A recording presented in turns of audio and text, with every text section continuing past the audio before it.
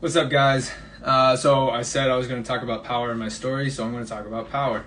But real quick, sorry for the hair. I just got done training the Spider-Man trailer. That was sweet.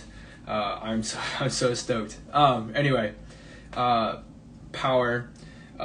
Even though powerlifting has the word power in it, it's not actually a power-based sport.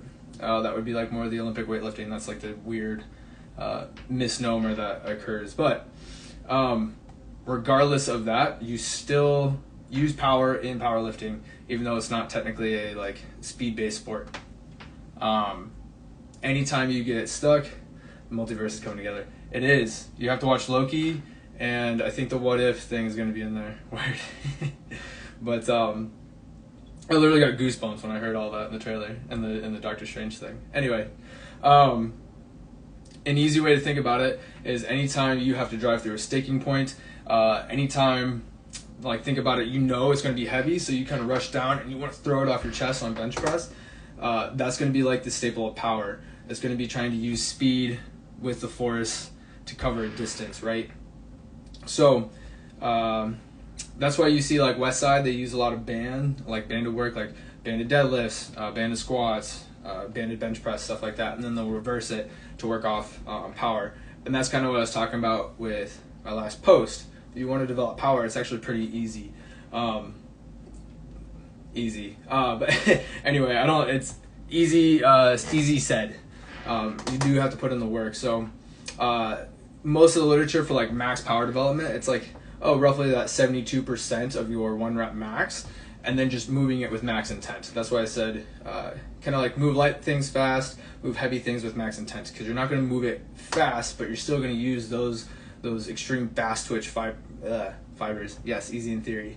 Those fast twitch fibers. Jeez, that's hard to say.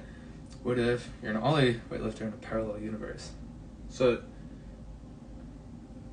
now I don't know. Are you an ollie lifter that does powerlifting in the parallel universe? I don't know. That's like the multiverse right there. But move light things fast. It's kind of like getting that motor skill acquisition.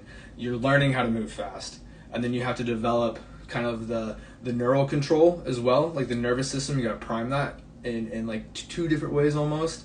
That's where like those guys do block presses and they try to explode off the blocks on bench press or off of deadlift. Do you need power specifically? No. In your training, sometimes just general strength training can develop that power, or it can lessen it depending on how your muscle fiber types, but that's just getting into the weeds there. But generally, if you're sitting there and you're like, I hit this weird staking point and I can't get past it, sometimes just trying to move through that range of motion fast, because you're already moving heavy weight, assumingly with max intent.